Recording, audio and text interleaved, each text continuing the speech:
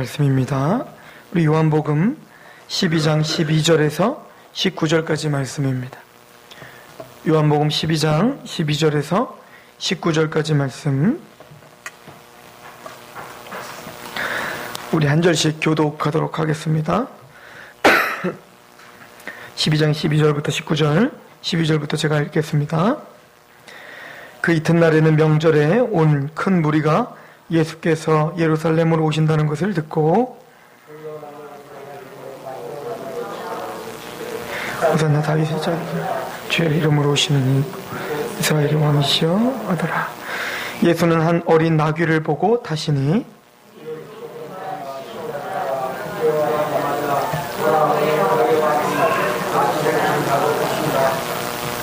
제자들은 처음에 이 일을 깨닫지 못하였다가 예수께서 영광을 얻으신 후에야 이것이 예수께 대하여 기록된 것임과 사람들이 예수께 이같이 한 것임이 생각났더라.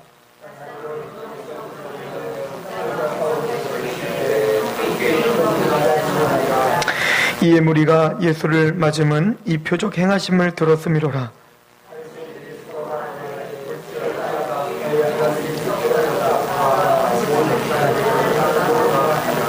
아멘. 예수님께서 예루살렘으로 입성하시는 장면입니다. 사람들은 종려가지 나무를 종려나무 가지를 잡고 흔들면서 호산나 찬송하리로다, 주의 이름으로 오시느니 곧 이스라엘의 왕이시여 하더라. 또 다른 복음서에는 호산나 다윗의 자손이여 라고 이야기를 하죠. 호산나라고 하는 뜻은 지금 우리를 구원하소서라고 하는 뜻이에요. 그래서 이 구절은 이미 많은 신학자들과 많은 목회자들이 이야기하는 것처럼 시편 118편에 있는 말씀을 예수님께서 성취하고 계심을 이야기하고 있는 거예요. 시편 118편 25절에 보면 여호와여 구하옵나니 이제 구원하소서, 여호와여 우리가 구하옵나니 이제 형통하게 하소서, 여호와 이름으로 오는 자가 복이 있으며 우리가 여호와의 집에서 너희를 축복하였도다. 여기서 여호와여 구하옵나니 이제 구원하소서, 이게 바로 호산나라고 하는 뜻이에요. 즉 이 모든 유대인들은 예수님이 이제 예루살렘으로 입성하실 때 지금 절정에 다다른 거예요. 예수님이 지금까지 표적을 다 일으키시는 것을 직접 봤단 말입니다. 특별히 그 수많은 표적들 중에 요한사도는 7가지 표적을 뽑아서 이야기했다고 했어요. 여러분들의 요한복음은 제가 예전에도 이야기했지만 요한복음은 7가지 표적 그리고 7가지의 설교로 이루어졌다고 했어요. 지금 무슨 얘기냐면 7가지의 표적을 통하여서 기적을 위한 기적이 아니라 그 설교가 이 표적이 무엇을 가르쳐주고 있는지를 알려주고 있는 책, 이게 바로 요한복음이에요. 그런데 바로 이 7가지 표적이 다 끝난 후에 모든 유대인들은 다 이분이 메시아 맞구나, 이분이 그리스도 맞구나, 이분이 우리를 구원할 자가 맞구나 라고 찬양하며 예루살렘에 입성하시는 예수님을 지금 맞이하고 있는 거예요. 여호와여 구하옵나니 이제 구원하소서. 우리를 구원할 구원자가 바로 이곳에 왔구나, 우리 예루살렘 여호와의 집에 드디어 그분이 입성하는구나 라고 지금 이야기하고 있는 거죠. 시편 118편 27절도 한번 읽어보시면 여호와는 하나님이시라, 그가 우리에게 빛을 비추셨으니 밧줄로 절기제물을 제단불에 멜지어다 라고 이야기를 합니다. 그런데 우리를 구원하소서라고 말하고 이어서 말하는 게 뭡니까? 그렇게 하려면 먼저 우리에게 빛을 비추어 주소서예요. 그리고 뭡니까? 절기제물을 제단불에 멜지어다. 이 두 가지가 따라오는 거예요. 즉 구원을 위해선 빛을 비추어 주셔야 돼요. 즉 뭡니까? 내가 누군지를 바로 알아야 돼요. 인간이 도대체 누군가? 아담이라는 존재가 도대체 누군가? 또 아담의 후예인 죄가 많은 내가 어떤 존재인가? 그렇다면 우리가 지금 찬양하고 있는 그 하나님이 도대체 누구이신가? 그러면 그 하나님이 지식적으로만 하는 거 아니라 그 하나님의 거룩하심이 도대체 무엇인가를 알아야 돼요. 근데 우리는 스스로 알 수가 없단 말입니다. 그래서 하나님의 빛이 우리에게 비춰주셔야 돼요. 그럼 뭐가 보입니까? 하나님을 알게 되고 하나님의 거룩함을 알게 된단 말이에요. 하나님의 거룩함을 알면 누가 보이기 시작하냐면 내가 보이기 시작하는 거예요. 내가 얼마나 죄 가운데 있는 사람인지, 내가 얼마나 하나님 앞에 자격이 없는 사람인지를 아는 거예요. 이거는 하나님께서 비춰주는 빛이 아니면 우리는 도저히 알 수가 없는 것입니다. 그런데 이 빛이 비춤을 받지 못한 사람들이 요한복음에 수두룩하게 나오는데 그 사람들이 누구냐면 바로 바리새인과 서기관들을 비롯한 지금 많은 유대인들인 거예요. 이 사람들은 율법으로 열심히 있다고 이야기하고 있고 하나님을 다 안다라고 착각하며 살아요. 그러나 정작 예수님께서는 그들에게 뭡니까? 너희가 바로 소경이다 라고 이야기를 했습니다. 의원은 건강한 자에게는 쓸데없다 라고 이야기했어요. 나는 본다 하니, 나는 율법으로 뭔가 했다 하니, 난 자격이 있다고 하니, 나는 11조를 드리고 나는 하나님 앞에 제사를 드리고 안식일을 거룩하게 지켰습니다라고 하는 나의 어떤 행함으로 하나님 앞에 나는 자격, 하나님 앞에 복을 받을 수 있는 자격이 있는 사람입니다라고 고백하고 있는 사람들, 그 사람들은 빛이 비춤을 받지 못한 것이죠. 빛을 비춤을 받으면 내가 어떤 죄인지 깨달아 난 자격 없습니다. 그래서 요한복음은 빛이 비춤을 받은 사람들을 이야기합니다. 38년 된 명자가 예수님을 붙잡았을 때, 또 뭡니까? 가늠하다 잡혀온 그 여인이 예수님을 붙잡았을 때, 또 나사로가 예수님의 이름으로 다시 살아났을 때, 그런 사람들이 뭡니까? 바로 빛을 비춘 거예요. 예수님이 아니면 내가 소경이 눈을 뜰 수도 없고 내 죄가 해결될 수도 없고 내가 다시 살아날 수도 없구나라고 하는 것이죠. 그래서 밧줄로 절기제물을 제단불에 매일지어다. 뭐가 필요하다는 걸 아는 거예요? 대속제물이 필요하다는 걸 아는 거예요. 나는 아무 자격이 없어서 나를 대신한, 이 죄덩어리를 대신한 대속제물이 나에게 필요하구나를 아는 거. 이것이 바로 구원자가 이 땅에 오셔서 하실 일인 겁니다. 구원의 의미가 뭡니까? 우리가 잘 아는 대로 죄에서 건진받는 거예요. 우리가 죄 가운데 있는데 우리를 죄에서 건져주십시오가 우리가 원하고 성경에서 말하는 구원자예요. 그리스도, 메시아입니다. 그런데 지금 호산나, 하나님이 보내주시는 사람, 바로 나의 구원자라고 고백할 때 그들이 원했던 메시아는 어떤 사람입니까? 바로 정치적으로, 경제적으로, 육체적으로 자기를 구원해줄 메시아를 소망하면서 예수님을 오해하고 있는 지금 외침인 거예요. 이 사람들이 원했던 메시아는 우리가 잘 아는 대로 다윗과 같은 메시아라고 했습니다. 강력한 왕권을 가지고 예루살렘 성전을 다시 회복하고 유다를 전 세계의 중심으로 만들 자, 모세와 같은 메시아를 원했습니다. 이집트에서 압박을 받고 있었던 그 이스라엘 백성들을 출애굽, 하나님의 기적적인 능력과 권능을 통해서 출애굽을 시켜 이제는 자유의 몸으로 회복시켜주고 만나를 먹여주고 또 뭡니까? 물을 먹여주는 실제적인 그 경제를 해결해주고 정치적으로 압박을 해결해주는 질병에서 벗어나게 해주는 그런 메시아, 모세와 같은 메시아를 원했습니다. 또 이 당시에는 이런 메시아상을 더더욱 원했던 시절이었어요. 왜냐면 우리가 신구약 중간사라고 하죠. 말라기로 구약이 끝나고 마태복음이 시작되기 전에 한 400년 동안 성경에 침묵의 시간이 있어요. 이걸 신구약 중간사라고 하는데 이 중간에 여러분들이 잘 알고 있는 알렉산더 대왕이 바로 그 페르시아를 무너뜨리고 전 세계 패권을 장악했단 말입니다. 그리고는 그 알렉산더 대왕이 헬라 문화, 즉 그리스 문화를 굉장히 보급을 했는데 그때 그 헬라 문화에 강력하게 영향을 받았던 그 시리아의 왕이 하나 있었어요. 그 사람이 바로 안티오코스 4세라고 하는 왕이에요. 근데 이 안티오코스 4세라고 하는 왕은, 안티오코스 에피파네스라고 하는 이 왕은 굉장히 악랄했어요. 헬라 문화를 절대적으로 신봉했던 사람이었어요. 그래서 어떻게 했냐면 유대 민족의 그 율법을 다 파괴시키기를 원했어요. 여호와를 믿는 그 신앙을 다 파괴시키기를 원했어요. 그래서 그 성전에서 양이 아닌, 정결한 짐승이 아닌 부정한 짐승인 돼지를 잡아서 제사를 드리게 한다거나 또 율법을 파괴하려고 하는 공작들을 펴기 시작했단 말입니다. 그럴 때 그 강력한 압제와 경제적으로 가난하게 만들어버린 그 에피파네스, 또 그들은 그런 가난 중에 질병에 시달렸던 그 상황에서 그 에피파네스를 대항해서 나왔던 한 사람이 있는데 바로 마카비예요. 이게 마카비 전쟁이라고 하는 게 있는데 그 마카비가 바로 그 에피파네스와 대항을 해서 얼마간의 일시적인 승리를 맛보게 된단 말입니다. 그래서 그 당시에 유다인들은 이 마카비가 바로 그 메시아, 성경에서 예언된 그 메시아라고 믿었단 말이에요. 그리고 이 마카비는 여러분들이 다니엘서에도 이 마카비가 예언되어 있어요. 그러므로 이 마카비, 이 신구약 중간사에 있는 이런 역사들은 성경에서 빼놓을래야 빼놓을 수 없는, 또 이런 역사 속에서 무슨 바리새파랄지 에세네파랄지 성경에 나오는 사두개파랄지 이런 파들이 다 나오기 때문에 신구약 중간사에 나오는 이런 역사들은 우리가 좀 알아둘 필요가 있습니다. 여하튼 즉 지금 유대인들은 이런 마카비와 같이 또 다윗과 같이 또 모세와 같이 실제적으로 이 로마의 압제에서 승리하게 해줄 그럴 메시아를 대망하고 있었던 거예요. 그런데 이 예수님이 오니까 뭐라고 합니까? 예수님이 오니까 오병이 여기적을 베풀죠. 경제를 해결해 주신단 말이에요. 누구처럼? 모세처럼. 또 이 사람은 뭡니까? 강력한 힘으로 뭡니까? 무리를 걷고 그리고 여러 가지 폭풍을 잠재우는 능력의 소유자입니다.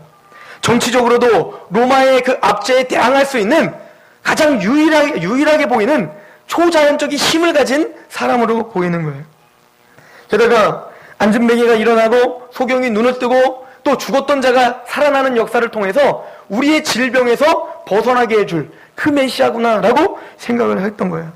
그런 마음으로 유다의 모든 군중들은 호산나 다윗의 자손이시여 라고 외쳤던 것입니다. 그런데 여러분들이 잘 아시죠? 이런 신앙을 갖고 메시아 구원자입니다, 메시아입니다라고 하는 그 호칭은 불렀지만 그 내용은 성경에서 말하고 있는 메시아상이 아니었단 말이에요. 예수님은 그 일을 위해서 오신 게 아니었단 말입니다. 그런데 그 일을 위해서 오신 예수님이라고 착각하고 그 예수님을 부르고 찬양했어요. 제대로 찬양했습니다. 호산나라고. 그러나 그들은 예수님을 못 박아 죽이는 주역들이 됩니다. 그렇게 예수님을 호산나 다윗의 자손이십니다, 그렇게 종려나 가지 나무를 흔들면서 찬양했던 그들이 이제 며칠이 못 가 이 사람을 못 박으십시오, 이 사람을 죽이십시다 라고 한단 말입니다. 너희들 예수를 죽이겠느냐 아니면 이 바라바를 죽이겠느냐. 그럴 때 이 많은 군중들이 뭐라고 합니까? 예수입니다 라고 이야기합니다. 그 사람들이 다 딴 사람들이 아니에요. 오늘 예수님을 호산나 다윗의 자손이시여 라고 외쳤던 그 군중들이 그 똑같은 입으로 그 예수님을 죽이더라 라는 것을 성경이 우리에게 보여주고 있는 것입니다. 마찬가지로 우리가 신앙생활을 한다는 것은 예수님을 우리가 어떤 메시아로 믿고 있는가, 이것은 우리가 예수님을 찬양합니다, 나무엇과도 주님을 바꾸지 않겠습니다라고 하는 찬양은 다 할 수 있어요. 그러나 그 내용, 우리가 믿고 있는 예수라고 하는 내용이 무엇인가가 더 중요하단 말입니다.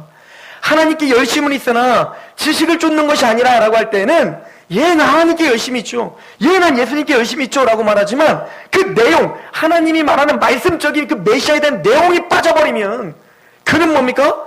예수님의 이름을 부르다가 주여 주여 하다가 뭡니까? 심판을 받는 거예요. 그들은 예수님을 죽이는 자리에 서 있는 거예요.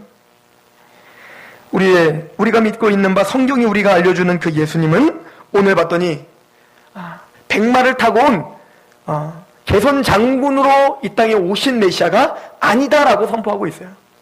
예수님은 그 반대로 바로 나귀를 타고 오시되, 나귀 새끼, 가장 어리숙해 보이고 가장 비천해 보이는 동물을 타고 지금 예수님이 예루살렘으로 입성하고 있는 것을 성경은 보여주고 있는 것입니다. 여러분들은 어떤 메시아를 원하십니까? 여러분들의 인생 속에서 도대체 예수님은 여러분들에게 무엇을 해주는 메시아이시길 소망하십니까? 예수님은 우리에게 정치적으로, 경제적으로, 또 육체적으로 우리에게 뭔가 더 풍족함을 주시기 위해 이 땅에 오신 적이 없습니다. 이것이 성경이 우리에게 알려주는 바예요. 저는 여러분들이 그냥 가벼운 책들 말고 정말 진지하게 성경을 체계적으로 연구하고 정말 그 예수 그리스도를 발견하려고 하는 그 몸부림을 쳤던 그 저자들, 수많은 하나님의 사람들, 로이드 존스 목사님의 책을 한번 읽어보십시오. 조나단 에드워즈 목사님의 책을 한번 꼭 읽어보십시오. 찰스 스펄전 목사님의 책을 한번 읽어보십시오. 또 존 오웬 목사님의 책을 한번 꼭 읽어보십시오. 그런 기라성같이 우리 기독교의 그 기틀을 마련한 그런 칼빈과 같은 사람들의 책을 한번 읽어보십시오. 현대 기독교인들이 바라고 있는 것 같이 그렇게 나에게 물질이나 주고 나의 병이나 낫게 해주는 그런 메시아를 한 번도 말하지 않고 있단 말입니다.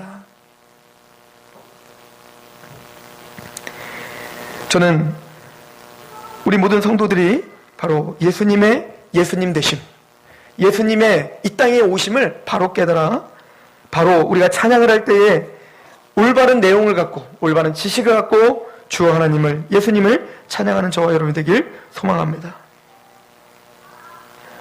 그분은 겸손으로, 즉 겸손하여 나귀의 새끼를 타고 오셨다라고 이야기를 하세요. 이 말씀은 스가랴서 9장에 있는 말씀을 지금 성취하신 메시아입니다라고 우리에게 요한 사도는 지금 소개하고 있는 거예요. 스가랴서 9장 9절에 보면 이렇게 선포합니다. 시온에 따라 크게 기뻐할지어다. 예루살렘에 따라 즐거이 부를지어다. 보라, 내 왕이 내게 임하시나니 그는 공의로우시며 구원을 베푸시며 겸손하여서 나귀를 타시나니 나귀의 작은 것 곧 나귀 새끼니라. 내가 에브라임의 병거와 예루살렘의 말을 끊겠고 전쟁하는 활도 끊으리니 그가 이방 사람에게 화평을 전할 것이요 그의 통치는 바다에서 바다까지 이르고 유브라데 강에서 땅끝까지 이르리라. 예수님이 나귀 새끼를 타고 이 땅에 입성하시는 그 목적이 무엇입니까? 10절에 그 목적이 나오는 거예요. 내가 에브라임의 병거, 에브라임은 북이스라엘을 말하는 거예요. 에브라임의 병거와 예루살렘, 남유다를 가리키는 거예요. 예루살렘의 말을 끊겠고, 즉 북이스라엘과 남유다, 총 뭡니까? 이스라엘을 총칭하는 거예요. 하나님의 백성을 총칭합니다. 그 하나님의 백성, 선택함을 받아 부르심을 받은 하나님의 백성의 병거와 말을 끊어버리고 그 활을 끊어버리러 오셨다는 거예요. 병거와 말과 활, 이게 뭐죠? 자기를 의지하는 그 무기예요.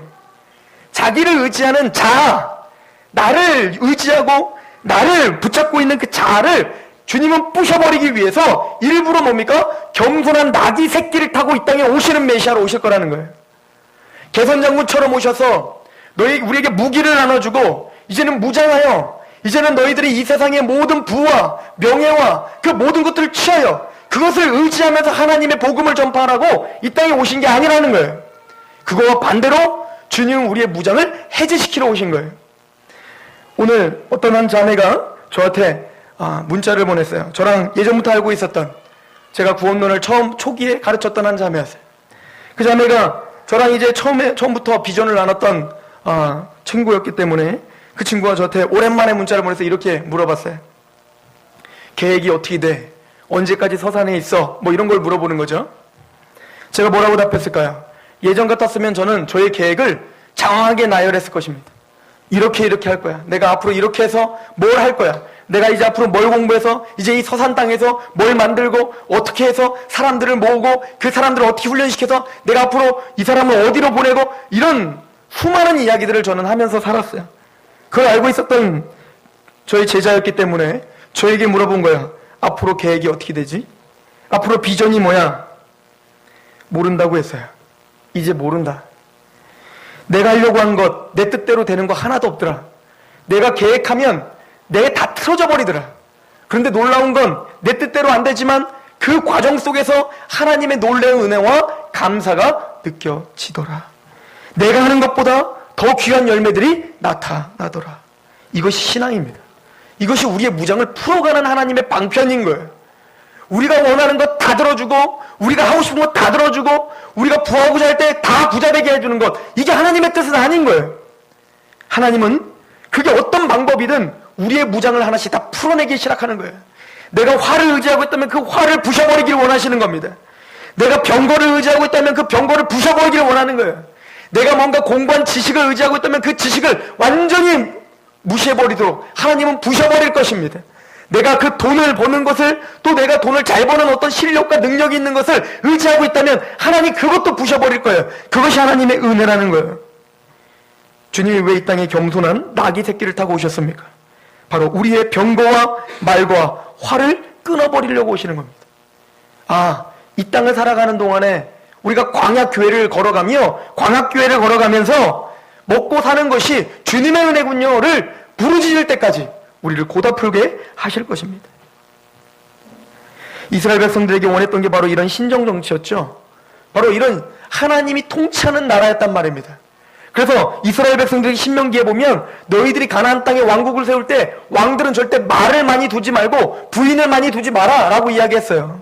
말을 많이 두지 말아라는 거 뭐죠? 병사, 군사력을 너희가 넓히지 마라. 군사력을 강하게 하지 마라. 왜냐면 어차피 뭡니까? 너희들이 군사력을 강하게 하고 너희를 의지하면 의지할수록, 너희 지혜를 의지하면 의지할수록 너희는 더 힘들게 될 거야. 그게 바로 열왕기하에 있는 역사들인 거예요. 그 수많은 남유다와 북이스라엘의 왕들을 보십시오.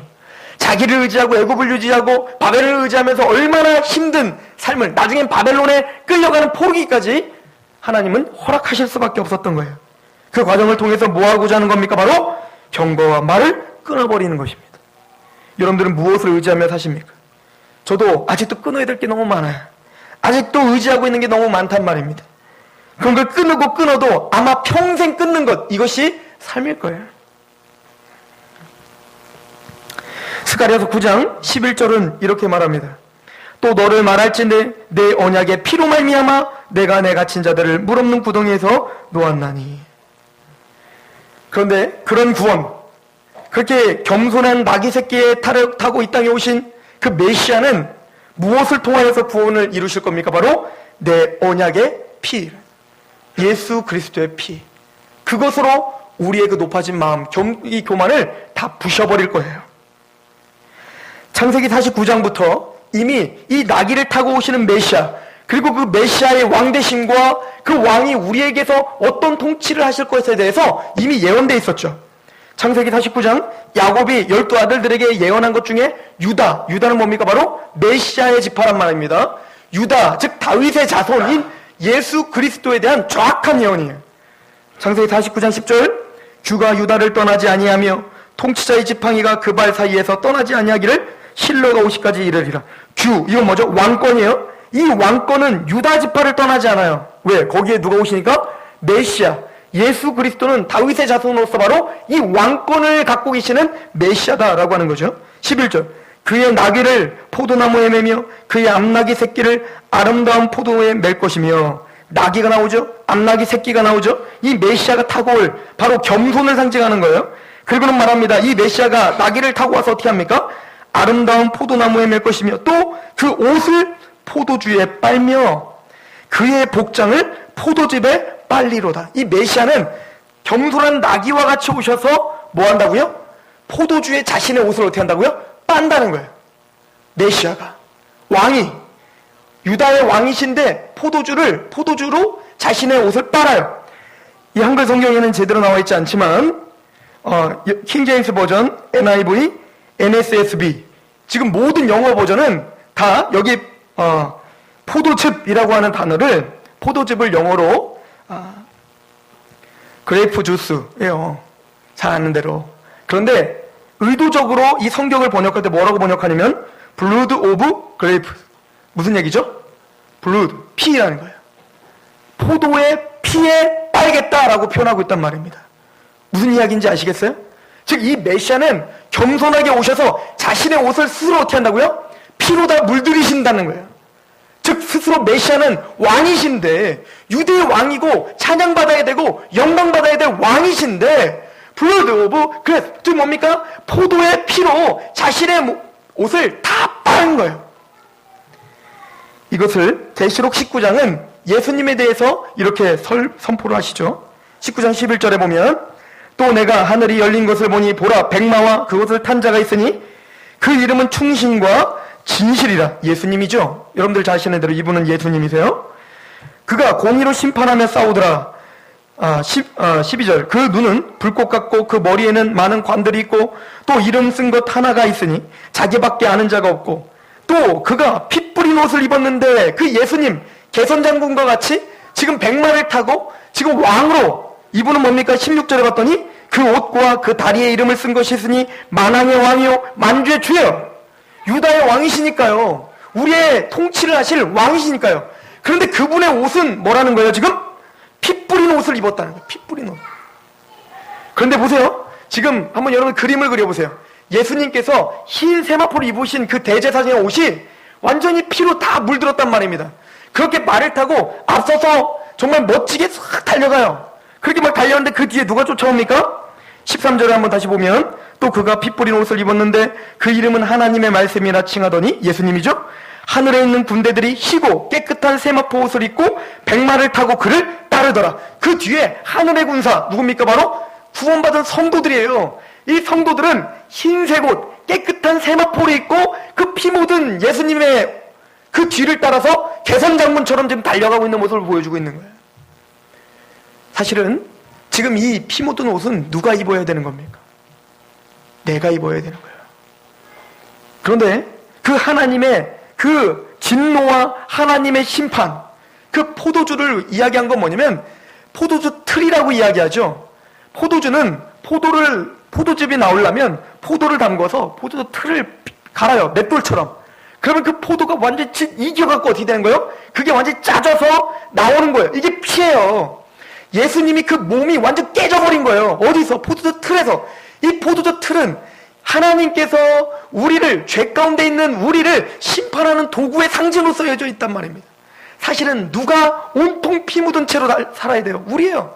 우리가 바로 그 포도주 틀에 다 들어가서 완전히 이겨지는 영원한 심판에 있어야 될 사람들인 건데, 그 진노와 그 심판, 그 피의 심판을 지금 앞서서 누가 지금 다 당하셨다는 거예요. 누가 다 받아들였다는 거예요.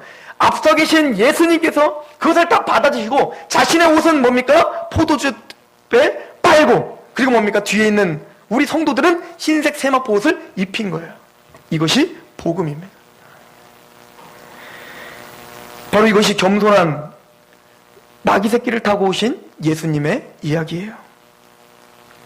그래서 이사야서는 이렇게 우리에게 이야기합니다. 53장 1절부터 보면 우리가 전한 것을 누가 믿었느냐? 여호와의 팔이 누구에게 나타났느냐? 그는 주 앞에서 자라나기를 연한 순과 같고 마른 땅에서 나온 뿌리 같아서 고운 모양도 없고 풍채도 없은즉 우리가 보기에 흠모할 만한 안 온난 것이 없도다.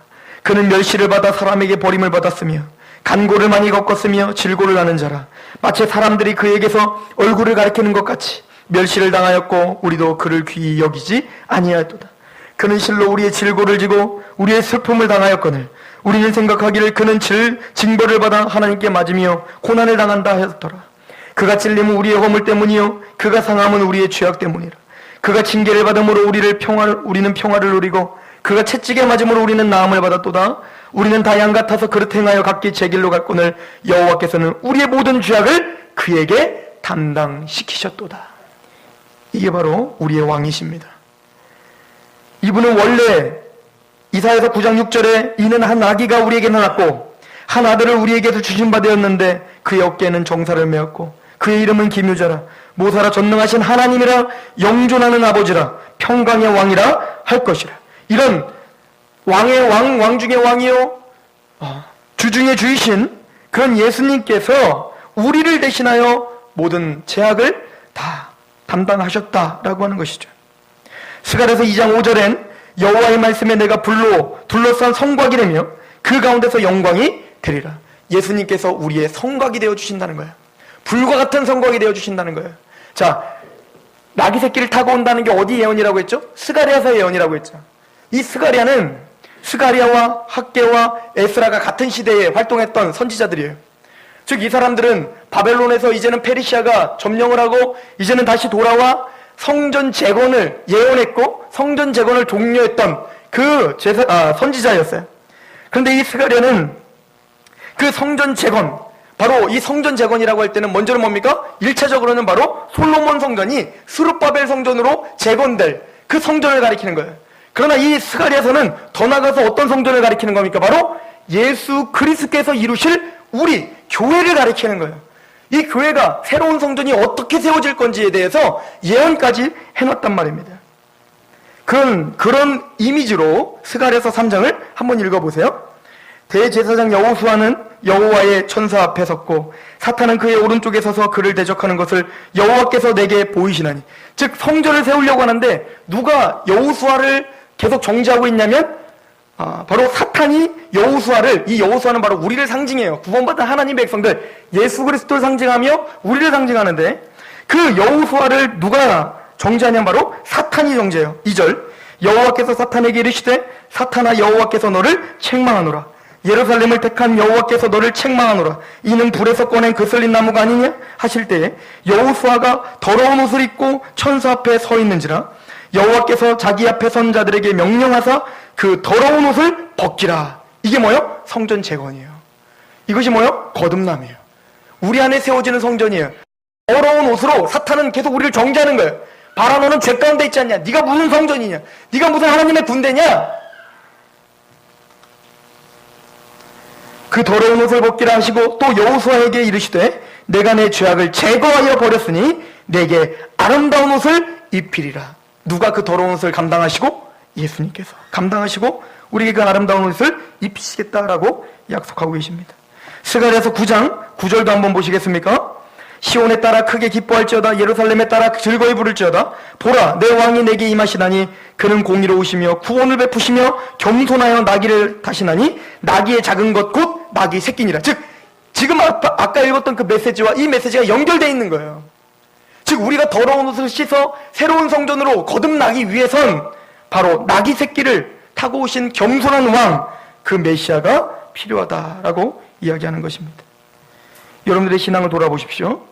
여러분들은 백마 타고 오신 그 개선장군과 같은 예수님을 원하십니까? 아니면 겸손하여 나귀 새끼를 타고 오신 예수님을 원하십니까? 개선장군처럼 백마를 타고 이 땅에 오실 땐 심판주로 오시는 거예요. 그 백마 타고 오신 예수님은 우리가 지금 감당할 수 없는 분이에요. 우리는 은혜를 받아야 될 때예요. 구원의 날이라고 하죠. 누구를 원해야 됩니까? 바로 겸손하여 나귀 새끼를 타고 오신 그 예수님이 우리에게 지금 필요한 시기인 거예요. 마찬가지로 여러분들의 신앙 가운데 백마 탄 그런 예수님을 쫓기를 원합니까? 아니면 겸손하여 나귀 새끼를 탄 예수님을 쫓고 계십니까?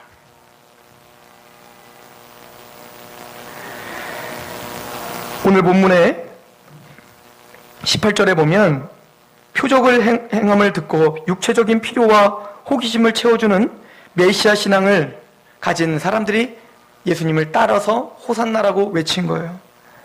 18절에 봤더니 이 사람들이 따랐던 이유가 뭐라고 합니까? 이에 무리가 예수를 맞으면 이 표적 행하심을 들었음이로라. 뭔가 내 인생에 도움이 될 것 같거든요. 뭔가 내 인생에 기름지게 할 수 있을 것 같거든요, 이 메시아가. 즉 이 사람들은 뭘 추구하는 거예요? 백마 탄 그런 마카비와 같은, 모세와 같은, 다윗과 같은 메시아를 원했던 거예요. 그러나 그 신앙은 마침내 예수님을 죽이는 신앙이었던 거예요. 여러분들은 겸손하여 예수님을 쫓는 신앙입니까? 아니면 오늘도 예수님을 처참하게 죽이는 신앙이십니까? 예수님께서 이 나귀 새끼를 타고 온 이 그림을 해설해 주세요. 도대체 주님, 이게 무슨 말입니까? 왜 이 제자들에게 이런 것을 보여줄 수밖에 없습니까? 라고 할 때 해설해 주시는데 그 해설을 좀 읽고 말씀을 마치도록 하겠습니다. 요한복음 12장 24절입니다. 내가 진실로 진실로 너희에게 이르노니 한 알의 밀이 땅에 떨어져 죽지 아니하면 한 알 그대로 있고 죽으면 많은 열매를 맺느니라. 예수님은 이 땅에 떨어져 썩어서 죽는 한 알의 밀로 오셨다는 거예요. 이게 나귀 새끼를 타고 오신 예수님을 말하는 거예요. 그러면 그 예수님을 믿고 쫓는 사람들은 이 말씀과 전혀 상관없을까요?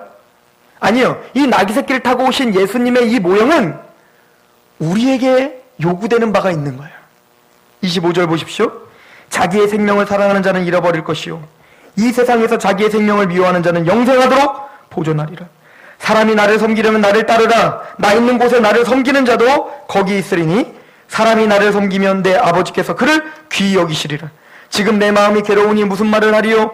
아버지여 나를 구원하여 이때를 면하게 하여 주옵소서. 그러나 내가 이를 위하여 이때에 왔나이다. 주님도 십자가를 지기에는 벅차셨어요. 또 주님이 뭐라고 하십니까? 아버지여 이 나를 좀 면하게 해주세요. 그런데 뭐라고 하죠? 그러나 아버지의 뜻이거든 내가 이를 위하여 이때에 왔습니다. 벅차요. 힘들어요. 그러나 십자가를 짊어지고 사는 거예요. 주님은 제자들에게 이것을 가르쳐 주기를 원하셨던 것입니다. 여러분, 기독교 신앙이란 바로 이런 예수님을 믿고 그분을 따르기로 결정하는 거예요. 그래서 세상 사람들은 기독교를 부인했던 거고 기독교를 핍박했던 거예요. 갈라디아서 6장 7절에는 스스로 속이지 말라. 하나님은 업신여김을 받지 아니하시나니 사람이 무엇이든지 심는 대로 거두리라. 자기의 육체를 위하여 심는 자는 육체로부터 썩어질 것을 거두고 성령을 위하여 심는 자는 성령으로부터 영생을 거두리라. 여러분들이 이 땅의 것을 추구하며 육체적인 것을 위해서 사시려면 그렇게 하셔도 돼요. 그게 나쁜 게 아니에요. 이게 성경의 원리예요. 그러나 여러분들이 부자가 되고 싶으시면 육체로 심으셔야 돼요. 열심히 일하셔야 돼요. 부지런하셔야 돼요. 성실하셔야 돼요. 그래야 부자 될 수 있어요. 시련은 없어도 실패는 없다. 이거 정주영 씨가 쓴 책이에요. 제가 이거를 고등학교 때 읽었어요. 그분의 책을 보면 이 사람이 쌀가게에 취직해갖고 맨날 가출했잖아요. 시골에서 사는 게 너무 지긋지긋해서. 나중에 뭐 아버지 뭐 소금 쳐갖고 달아났다. 뭐 그래서 쌀가게에 취직을 했는데 이 사람이 부지런함 그리고 신용 이 두 가지 때문에 성공한 거 아닙니까? 그리고 뭡니까? 하면 된다. 이 정신.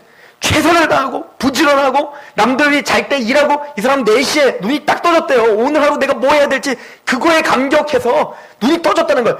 이게 뭐예요? 육체로 심는 거예요. 그래야 부자 되죠. 열심히 일해야 부자 되는 거예요. 여러분들 공부 잘하려면 열심히 공부해야 되잖아요. 제가 알고 있는 한 형이 있어요. 그 형은 저한테 예전에 이렇게 저한테 고백했어요. 야, 명문대 서울에 있는 명문대학원을 들어갔어요. 지금 명문대학원에서 대학 박사학위까지 받았어요. 근데 저에게 항상 이걸 자랑했어요. 야, 내가 거긴 토플을 봐야지 들어가는데 내 토플 영어를 진짜 못하는데 하나님 앞에 진짜 내가 기도 많이 했거든. 정말 기도했는데 다 찍었는데 다 맞았어. 그 토플 점수가 진짜 높아갖고 하나님이 거기 대학교를 이름 말해버렸다. 그 대학교에 들어가게 해줬어. 막 저한테 얼마나 잘하는지 몰라. 근데 진짜 명문대예요. 그래서 거기 박사학위까지 받았다니까요. 그래서 그때 얼마나 감격했는지. 근데 그게 진짜 복입니까? 진짜 공부를 잘하려면 열심히 해야 돼요. 피 터지게. 그게 아니면 복이 아니라니까요. 왜냐면 그 형 지금 뭐 하냐면 박사학위까지 받았는데 논문을 할 때 영어로 논문 써야 되는데 영어로 쓰지를 못해갖고 자꾸 대피래요. 불법인데. 근데 그것도 은혜입니까? 실력이 안 갖춰졌는데 그 박사학위만 받으면 그게 진짜 은혜냔 말입니다. 우리는 신앙을 불로소득으로 잘못 알고 있어요. 아니에요. 여러분들이 부자가 되고 싶고 공부를 잘하고 싶고 또 여러분들이 뭔가 이 세상에서 승승장구하고 싶으면 육체로 심으시면 되는 거예요. 기도 안 하고 육체로 심기만 해도 부자 돼요. 기도 안 하고 여러분들 보고 최선만 다하면 공부 잘할 수 있어요. 믿지 않는 사람이 더 부자라니까요. 믿지 않는 사람이 공부 잘하는 사람 더 많아요. 우리 스스로 속이지 맙시다. 이거는 일반 은총 가운데 우리에게 주신 은혜예요. 맞아요. 여러분들 그렇게 해서 돈 많이 버시길 소망합니다. 그러나 불로소득을 하나님을 통해서 이용하려고 하지 마세요. 믿음 바라는 것들의 실상이요 보이지 않는 것들의 증거라는 말을 그런 얄팍한 세상적인 걸로 둔갑시켜서 하나님의 말씀의 명예를 훼손시키지 않길 소망합니다.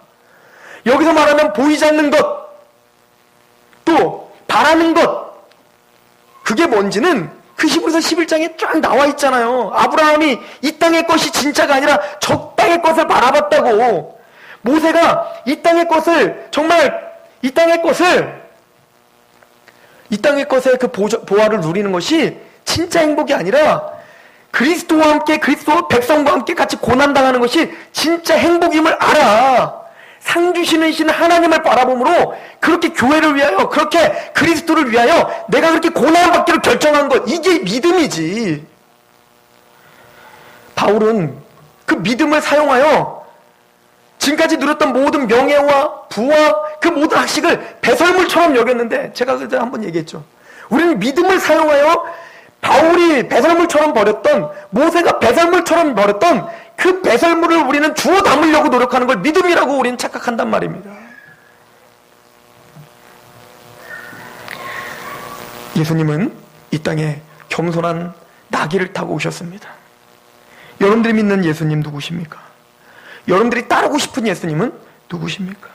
저는 우리 상록교회 성도들이 일반 은총 가운데 그렇게 최선을 다하여 사셔서 정말 하나님의 열매를 맺는, 그렇게 해서 여러분들이 평안한 삶을 살고 또 육체적으로도 열심히 운동하셔서 건강해지시고 또 열심히 일하셔서 더 부자가 되시고 사업이 확장되시길 소망해요. 하나님이 반드시 씨 뿌리는 대로 하나님 도와주셔서 열매를 맺게 해주시겠죠. 그러나 그거보다도 더더욱 영의 것을 심어 하나님의 나라를 준비하는 저와 여러분 되길 소망합니다. 기도하겠습니다. 하나님 아버지, 메시아를 다시 한번 바라봅니다. 우리에게 필요한 메시아는 우리를 죄 가운데서 구원해 주실 그런 예수님이십니다. 여전히 죄 가운데 나는 구원받은 저도 끊임없이 죄 가운데 허덕이고 있는데 그 하루하루의 그 죄성을 주 하나님 앞에 올려드리며 애통해하고 또 하나님의 말씀을 내 마음판에 심어 그 거룩한 성령의 열매를 드러내야 될 것이었는데 우리가 끊임없이 육체의 것만 심는다면 아버지, 우리가 어떻게 하나님의 백성답게 그렇게 우리가 변화될 수 있겠습니까? 주여, 우리를 불쌍히 여겨주시고 나귀 새끼를 타신 그 겸손하신 예수님을 따라 그렇게 감사하며 걸어가는 광야의 길을 그렇게 걷게 하여 주시옵소서. 그렇게 나그네처럼 예수님을 붙잡고 그렇게 이제 나를 의지했던 것, 돈을 의지했던 것, 명예를 의지했던 것 내려놓고 이제 오직 예수 십자가만 증거하는 거룩한 하나님 백성들 되게 하시옵소서. 예수 그리스도의 이름으로 감사하며 기도하옵나이다. 아멘.